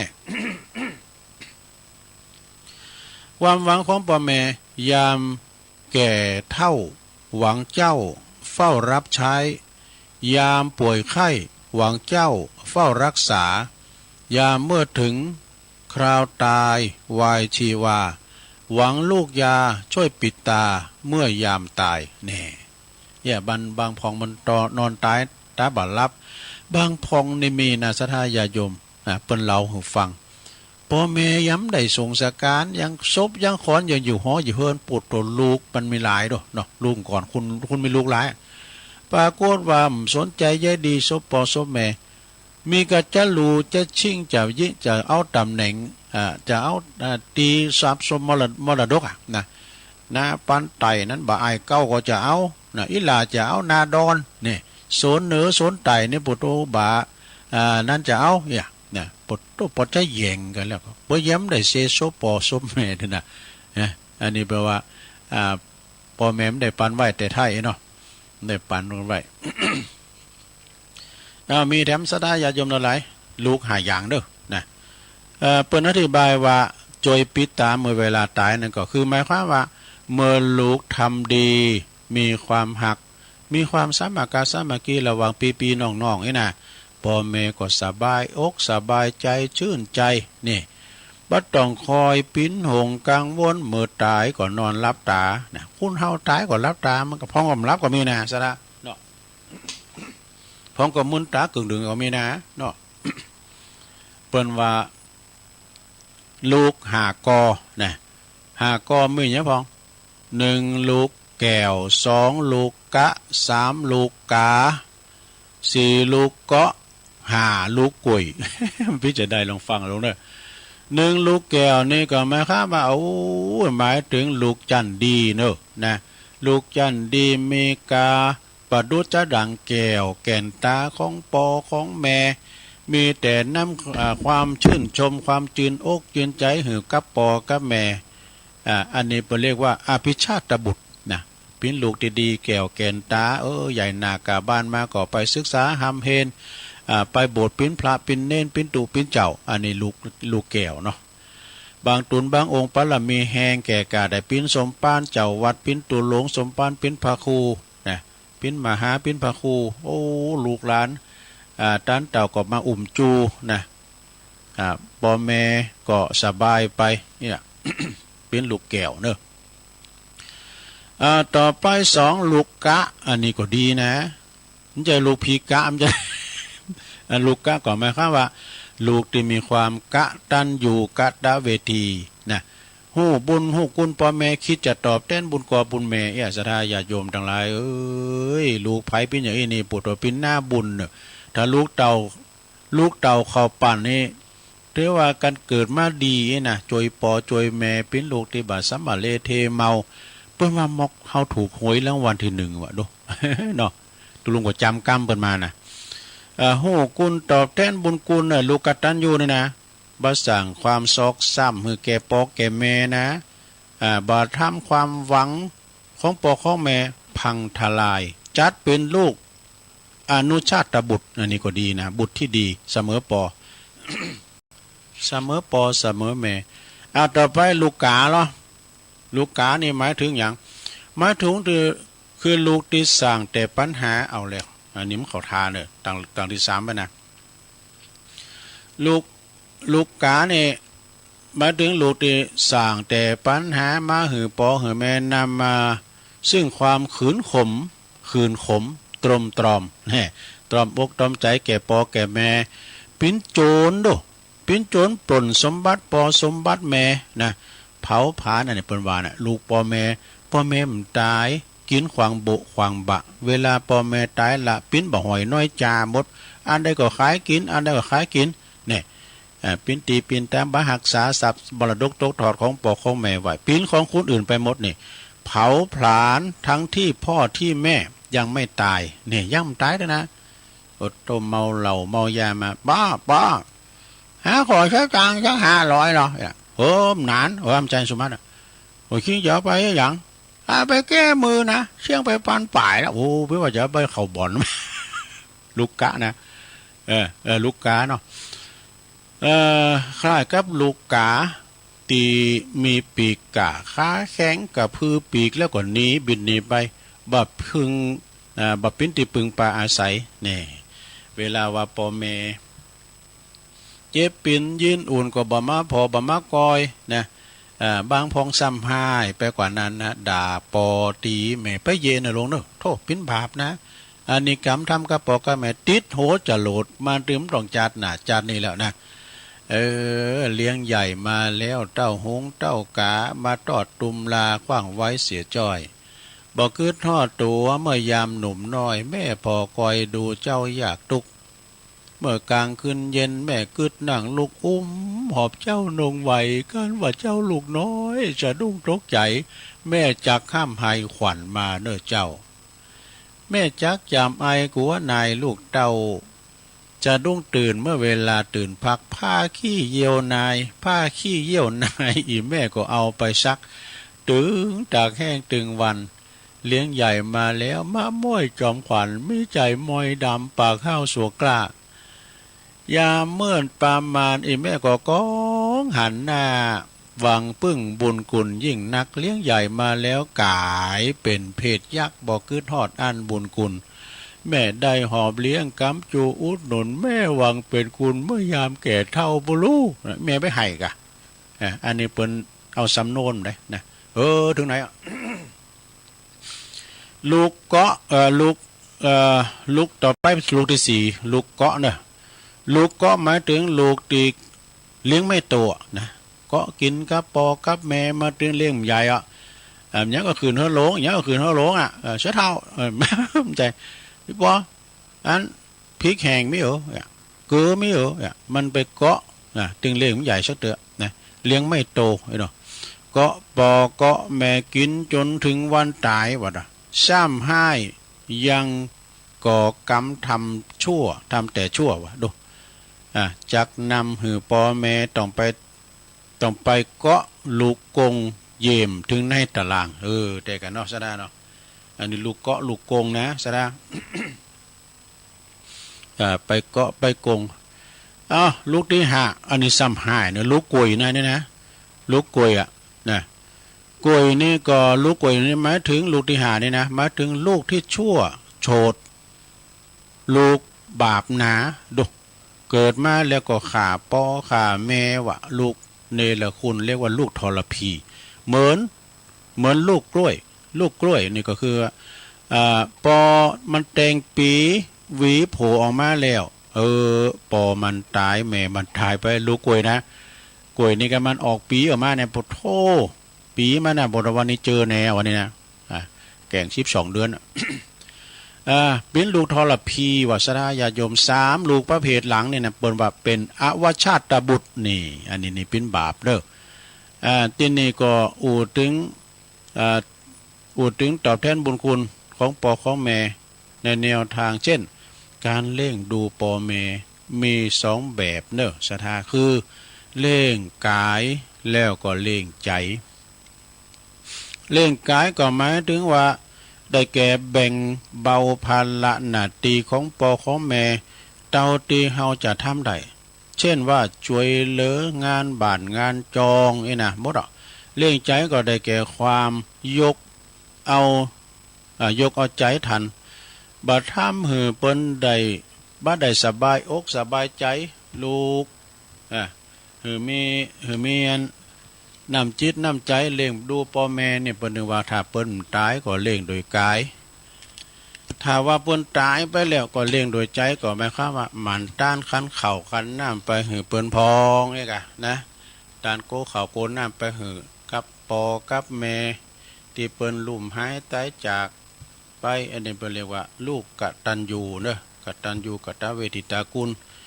ต่อบิดรมารดานะก็จบเรื่องกุลปอกุลแม่ไปเนอะศรัทธาญาติโยมทั้งหลายนะตอนนี้ไปอันนี้เป็นยาวเนอะพอหายพอดีเจ้าเหล่านิทานโฉมงามอสูรนี่เป็นจะได้เนอะศรัทธาเนาะโฉมงามอสูรหรือว่าบาลีเพิ่นบอกว่าคามนิชาดกคามนิชาดกนี่เป็นจะได้ลองฟังเปล่าเนาะศรัทธาเป็นคติธรรมเหมือนกันเนอะณเจตวันวิหารเนี่ยพระพุทธเจ้าตรัสชาดกแก่พระภิกษุรูปหนึ่งซึ่งละความเปลี่ยนนะคือหันว่าประโยชน์ของพรหมจรรย์หันความประโยชน์ของพรหมจรรย์นะก็มีใจความว่าอย่างอี้นะในอดีตพระตถาคตจงเฮาในเสวยพระชาติเกิดมาเป็นพระราชโอรสขององค์สุดท้ายของงานพระเจ้าพรหมทัตนะเอาพระเจ้าพรหมทัตนี่มีลูกเต่าถึง100คุณกับว่าดู100พระองค์ว่ะโอ้แล้วก็พระนามว่าองค์สุดท้ายนะองค์สุดท้ายก็คือลูกหล่าคามนิกุมารเนี่ยคามนิกุมารนี่คือเป็นลูกหล่าเป็นพระพุทธเจ้าของเขาเสวยประชานมาเป็นลูกเป็นพระราชโอรสของพระเจ้าพรหมทัตเนอะนะแล้วก็คามนิกุมารครั้งใดข้างนั้นพระเจ้าพรหมทัตนะปอสิปอนี่ได้รับคำทำนายจากพระปัจเจกผู้เป็นอาจารย์ว่าจะมีพระโอรสองค์ใดองค์หนึ่งเนอะที่จะขึ้นครองตำแหน่งเมืองตักกศิลานี่หากว่าเดินทางไปถึงเมืองตีวาปลายใน7 วันนี่นะปลายใน7 วันนี่นะไปถึงก่อนได้เป็นพญาเป็นเจ้าพญาเจ้าเมืองนี่นะพระราชาผู้พินปอก็จึงสั่งจะส่งโอรสถึงหมดอ่ะนะถึง100 องค์เนี่ยมุ่งหน้าไปยังเมืองตักกศิลานะเดินแต่สมัยนั้นสมัยเตี้ยวดูแต่ถ้าว่าระหว่างตั้งนั้นนะปรากฏว่าก็มีนางยักษินีทั้งหลายเนอะนางยักษินีนี่มันไปถึงเมืองยักษ์นะนางยักษินีทั้งหลายก็แปลงร่างนะแปลงร่างกายเข้ามาเนี่ยเป็นอันแม่ยิงงามเนี่ยแม่ยิงงามดุจประดังเทวดาดู มันแสลงตัวมานะก็มาหล่อหลอกพระราชโอรสทุกพระองค์นะบางพองก็ใจลูบโสมนมพันงดงามดุจนางฝ่านางสวรรค์หรือว่าภาพยาต่างๆเนี่ยมารอลวงราชโอรสถึง100 องค์นะเขามารอลวงทำหือพระราชโอรสพระองค์ถูกนางอยากกินกันเนี่ยจับกินว่ะโอ้กินอย่างแมงมันแมงมันจะได้ลงแต่ก็ดูลงเปียน้อยนะเปียน้อยคือละอ่อนอ่ะลุงคนหนึ่งบอกว่าเนี่ยมันจะมีเลือดอ่ะมันบินขึ้นมาแล้วปอดมาแล้วบิดปีกมันแล้วกินขวับพอครับเนี่ยอยากตัวนี้ อีกุ้งเหรอวะอีกุ้งมันจะมีเลือดอ่ะนั้นชูเขามันจะมีเลือดกินอีกุ้งดิบก็มีวะปึงเปิลมันทหารมาเลยมีกุ้งเต้นนางอยากก็จับกินพระราชโอรสไปกินไปปุถโธปากฏว่าเว้นแต่คามามิกุมารคามานิกุมารนี่เป็นมีปัญญาหรอกนะแล้วก็พี่น้องทั้งหลายวันนี้ตายหมดนะถูกนางยักษินีจับไปกินหมดนะรอลงไปมายาต่างๆเพราะว่าพระราชโอรสองค์สุดท้ายคือว่าเป็นลูกหลานวะนะเปิ้นต่างมันอยู่ในพรหมจรรย์วะ ต่างมันอยู่ในพรหมจรรย์มีสติล้ำลึกอยู่เสมอทำหือบ่ลงอุบายของนางยักษ์จนกระทั่งเดินไปถึงเมืองตักกศิลาเป็นผลสำเร็จนี่แล้วก็กลายเป็นพระราชาแทนพระราชองค์แทนพระราชาองค์เก่าก็ถูกนางยักษ์กินเหมือนกันนานพญาเจ้าเมืองเก่าก็ถูกนางยักษ์จับไปกินเหมือนกันนะในกาลต่อมา คามินิกุมารนั้นก็คือองค์พระรัตถาคตเนี่ยข้อคิดเรื่องนี้เปิ้นสอนเอาว่ากิเลสเป็นหนทางไปสู่ความหายนะนี่ศรัทธาญาติโยมจะไปหลงจะไปลืมเนอะนะกิเลสเฮาไปกาดเนี่ยอันนั้นก็ดีกินอันนั้นก็ดีมันนี่มามักกันเลยนะกินหยังก็บัญญะบัญญังว่าเปิ้นว่านะจะไปสมุหาม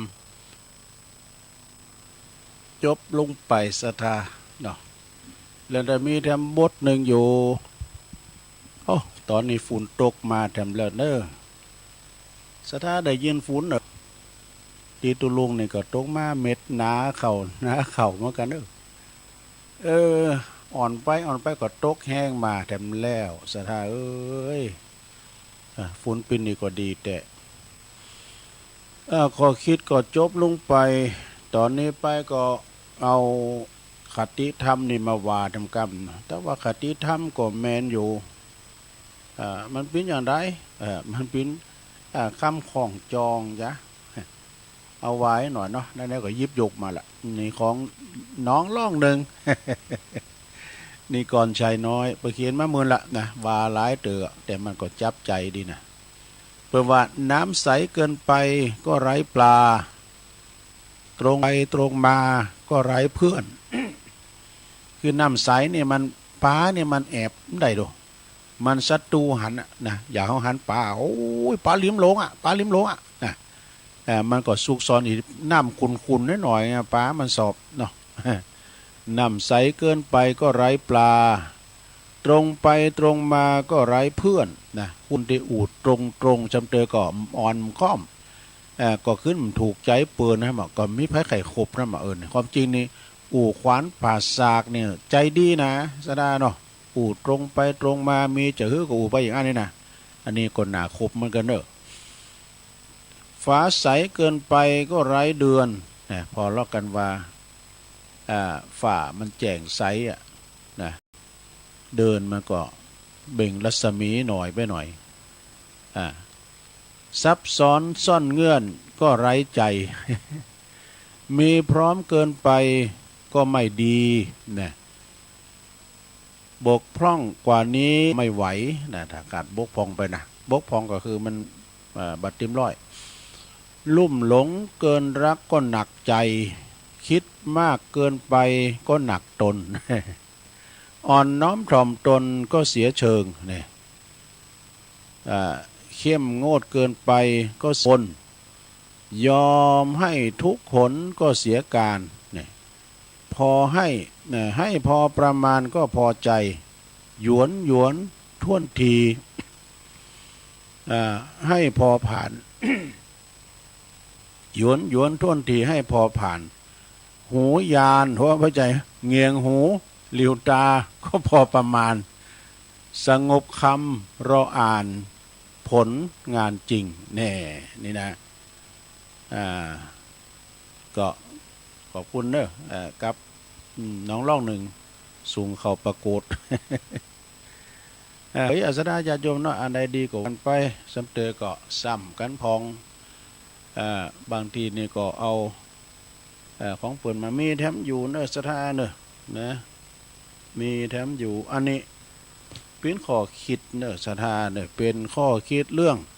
การวางแผนชีวิตพิชิตความทุกข์นี่มันพิจารณาลงฟังบ่นะลงเนอะในสมัยนี้เราทำมันยังต้องมีการวางแผนครูจะสอนหนังสือเด็กเปิดก็ต้องวางแผนการสอนเนี่ยอันนี้สำหรับครูนะแล้วก็บริษัทห้างร้านร้านขายทำธุรกิจซื้อขายอย่างต่างๆก็ต้องวางแผนการกล้าขายวางแผนการขายตลาดมีต่างใดแล้วก็สมมติว่าเปิ้นจะเล่นละครดนตรีผนังภาพยนตร์ผู้กำกับภาพยนตร์ละครนี่ก็จะต้องวางแผนเขียนภาพยนตร์บทละครให้มันกินอกกินใจ ผู้กำกับเวทีเนี่ยแล้วก่อนนักท่องเที่ยวนี่นะก็จะต้องวางแผนการทัศนาจรสถานที่ต่างๆ เต ตีตัวเองเนี่ยต้องการที่จะไปนะต้องวางแผนการจราจรหรือว่าโอ้ไปเมืองสายนั้นน้ำท่วมห้ามผ่านนี่นะพวกทั้งการฝรั่งบ่ไหนอ่ะ แล้วก็รัฐบาลจะพัฒนาประเทศชาติก็ต้องวางแผนพัฒนาประเทศให้ทุกด่านนี่เนาะ เพราะว่าจะเป็นทหารจะลบผาบข่าศึกศัตรูก็ต้องวางแผนจะฝ่ายเสนาธิการก็จะต้องวางแผนการลบไว้เป็นอย่างดีนี่ชีวิตของเฮานี่มีปัญหาอุปสรรคมากมายก็ได้ก่อเรื่องทุกเรื่องนั้นได้ก่อทุกเรื่องนี้เฮาจึงจำเป็นที่ต้องวางแผนชีวิตไว้ในเรื่องต่างๆดังต่อไปนี้เนาะสถานเนี่ยวางแผนเรื่องทิศทั้ง6 วางแผนทั้งทิศทั้ง6นะคือว่าทิศเบิงหน้าทิศเบิงหลังทิศเบิงขวาทิศเบิงซ้ายทิศเบิงต่ำทิศเบิงบนทิศเบิงล่างนี่มันมี6ทิศเนี่ยสถานญาติโยมแล้วก็วางแผนแล้วเบิงหน้าเพราะว่ามีอย่างพองวางแผนก็เรื่องการแบ่งทรัพย์นะแบ่งทรัพย์โดยสถานหามีอย่างพองเปิ้นว่าเอาใจนี่เก่าเอาเขากูเอาไปจมปากงูเห่าดู เอาไปทิ้งลงเหวเอาไปฝังดินไว้นี่วางแผนนะเรื่องการเฮ็ดหูหาประการเนี่ยนะมันมีความหมายเนอะเอาไปใจนี่เก่ายื้อกว่าเล่งปอเล่งเมวันนั้นเราไปแล้วเนาะเพื่อว่าหูหนังสือหูคนหูโลกหูร่างกายสังขารแล้วก็หูวิญญาณกิเลสด้วยนี่วางแผนเรื่องภาระ5ของชีวิตภาระ5ก็คือพ่อแม่ครูบาอาจารย์ภาระสามีภรรยาบุตรธิดาภาระผู้มีพระคุณทั้งหลายนะภาระชาติศาสนาแล้วก็ภาระกิเลสนี่อันนี้ภาระนะแล้วก็วางเรื่องความไม่ประมาทในกาลทั้ง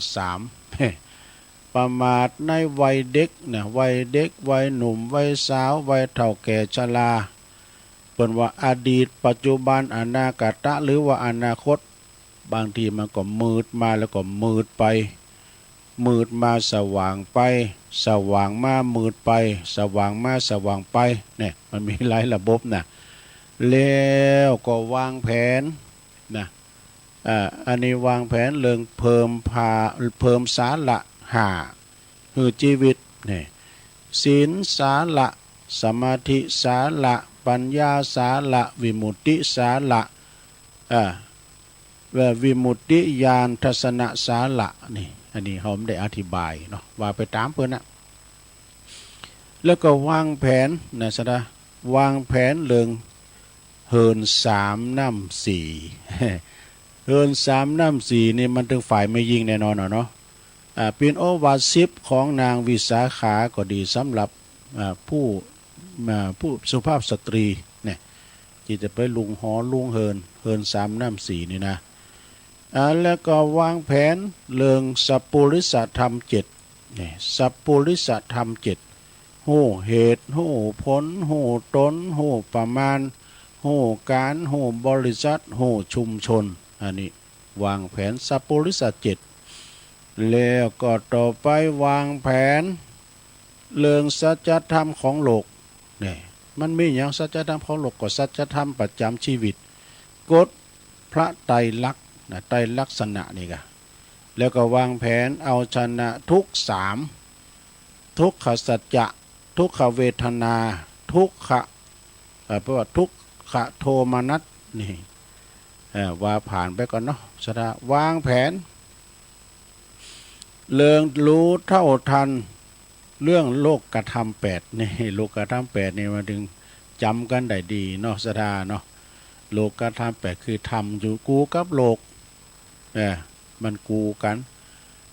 มีลาภมียศมีสรรเสริญมีสุขมีเสริมลาภมีเสริมยศมีนินทามีตุกนี่มันของกูกันทำกูกับโลกต่อไปรอสังโลกธรรม8แล้วก็มาวางแผนเรื่องการทำงานตามนาทีตามกาลเวลาวางแผนเรื่องอย่างการมองโลกในแง่ดีในการไผมองโลกในแง่ดีดีหมดสนะวางแผนเรื่องดำเนินชีวิตเนี่ยการดำเนินชีวิตดุจเฮาขับรถอยู่บนท้องถนนต้องระมัดระวังตลอดเวลาจะถอยก็จะชะลอจะเล็งจะเบรกจะเลี้ยวจะยุดมันต้องพอตึงหน้าตึงหลังตึงข้างแล้วก็วางแผนเรื่องสุขภาพพลานามัยกายแล้วก็จิต17ข้อเนอะนี่นะสาระมีอย่างพอมีอาหารดีบ่มีอุบัติเหตุเว้นเหตุอบายามุขสนุกกับการออกกำลังระวังอาคารอาภรณ์ให้สะอาดนี่อาพาธให้รักษาอาพาธก็คือหมายความว่าเจ็บป่วยเมื่อไข้ก็รักษาเมื่อไปหาหมอเนี่ยสูดอากาศลมหายใจบริสุทธิ์อุจจาระไม่ผูกปลูกอารมณ์ให้แจ่มใสข่มจิตอดทนข่มใจอดทนนะเป็นคนอ่อนน้อมแล้วก็อบอ้อมอารีเนี่ยอยู่ในข้อนี้นะแล้วก็ยังมีแถมเพราะว่ามีจิตใจหึงอภัยโอภาปราศัยอุมนจหวานนะแล้วก็เอนกายพักผ่อนถอดถอนอุปทานกรรมฐานอานาปนสตินี่อันนี้นะ17ข้อซะนะจบลงไปต่อไปวางแผนอย่างแหลมตุวางแผนเรื่องเข้าถึงประโยชน์ในโลกทั้ง3นะโลกนี้โลกหน้าแล้วก็สูงสุดบุคคลมีตาบอดก็มีตาข้างเดียวก็ดีมีตา2ข้างก็ดีมีตา3ข้างก็มีตาบอดไปบดก็ดีแล้วก็ต้องวางแผนเรื่องเข้าถึงอริยทรัพย์อริยทรัพย์นี่คือทรัพย์ภายในนะแล้วก็หู้ว่าระวังอย่างโลกิยทรัพย์โดยมีระวังเพราะว่ามีอย่างระวังน้ำโทมนะนี่มันมีปริศนาธรรมระวังผีหลอกนะระวังไฟใหม่นะอันนี้เราเพิ่นอธิบายยาวเป็นปริศนาธรรมเด้อแล้วก็วางแผนอย่างแถมเรื่องการเป็นแบบอย่างดีๆของลูกหลานนะคือเป็นอนุสรณ์อนุชนคนรุ่นหลังได้หู้ได้หันนะทำดีไว้ให้ถูกทำลูกไว้ให้หลานโหชูมาเด้อโอ้โกเปิลลูอูก็ดูทำดีไว้ให้ลูกทำถูกไว้ให้หลานเนาะวางแผนทั้งหน่อยเดี๋ยวจบละวางแผนการเรียนรู้ทรัพย์ความดีในโลกดุจต้นไม้ตีและก็บานานพันนะเพราะว่าดุจต้นไม้นาพันเนี่ยวางแผนเรื่องตายอย่างผู้ชนะดูคือตายคือมีเทคนิคในการตายมันไม่ใช่เทคนิคในการตาย มีเทคนิคในการตายว่าตายอย่างมีเทคนิคจะคือไว้นะตายแบบมีสมาธิฌาน4นั่นเองแน่สุดท้ายหรอวางแผนเรื่องการเกิดในโลกเบื้องหน้าโดยการมีทานศีลยินดีในการรับฟังอ่อนน้อมจบสดาญาโยมจบลงไป เป็นคติธรรมเนอศรัทธาก้อนใกล้มาคือศรัทธาได้ยินได้ฟังกันไปเกี่ยวกับคติธรรมนำธรรมคำสอนขององค์พระสัมมาสัมพุทธเจ้านำเสนอศรัทธาได้ฟังกันแต่พองลินพองแต่ที่แต่ก็มีนะมามากล่าวศรัทธาญาโยมบางคนก็ได้ฟังกันไปแล้วแต่บางคนนั้นก็ยังไม่ได้ฟังก็ฟังเพิ่มเติมปัญญากันไปเนาะสำหรับค ข้อคิดในวันจันทร์บ่าย3 โมงวันนี้ดำเนินมาถึงใต้รายการแล้วเนอะในใต้รายการนี่ตุลุงก็จะประกาศข่าวสารงานบุญให้กับครูบาอาจารย์คืนสีขาวห่อดำกำเนาะเบิ่งก็ว่าวันที่20นี่นะศรัทธาคณะศรัทธาหมู่เฮาเจ้าขาดทั้งหลายพร้อมกันตึงคณะสงฆ์คณะศรัทธาคืนสีขาวก็ตามบ่ใจคืนสีขาวก็ตามนะรวมกันเป็นตบะเดชาเป็นพลวะปัจจัยลมลดลมคุณลมความสามัคคีกันเนาะเอาจะไปตานเตนเนอะตานเตนเก่าวัดที่อำเภอสะเมิงบุนะอำเภอสะเมิงนี่ก็จะไปวัดสะเมิงศรัทธาญาติโยมก็เกมกันเนอะก็เฮาก็เขียนซองไว้เก่าซองหรือว่า10 ซองก็ได้เปิ้นจะมาตานก็หันถึงเก่าวัดก่อนเนาะศรัทธาบางพองก็ก้าเกมแล้วเรียบร้อยแล้วตัวเรื่องคุณเรื่องรถมีพร้อมหมดแล้วแต่เฮาก็ต้องก้าเกมกันไว้หลายอย่างพองห่อเข้าไปตัวเนอะลงเนอะห่อเข้าน้ำเข้าตอนกันไปหรือว่าไผจะไปตานรวมกันไปถวายเพลเนาะก็เอาไปเพลเอาไปถวายกันได้เนอะหรือว่าศรัทธาญาติโยมจะเอาโครงตาลไปเปิดนะก็ได้อยู่เนาะไปกินแป้ตาลกันอันนี้คณะคืนสีขาวฮะเนี่ยโอ้ถึงยอมหลับได้แต่เมื่อปีที่18แล้วกันเนาะกันไปที่ไหนเนี่ยโตการอาจารย์พระครูอภิวัฒนวิกรมเปิดเป็นประธานคืนสีขาวบอกกินบอกต้านจะไปต้านหันต้านนี่เด้อถึงโลมโตกันไปหนักกันไปหลายเนาะรถตู้รถจิบรถเก๋งกำนี้เปิ่มได้กำหนดเรื่องรถเนอะไม่จำกัดรถไปขี่กั้นก็ได้มันดึงมีเป็น100 กันมันก็มีนะการไปกินแป้ตาในรถตู้บางปีนี่ไปเป็น100 กันปลายมันก็เนอะศรัทธาไผก่อมเจ็บใหม่สักคนเนี่ยไผก็ไปกินแป้ตากันมีไผรถก็มีอุบัติเหตุอย่างใดๆเนาะศรัทธาอันนั้นก็จะไปลืมเนอะในวัน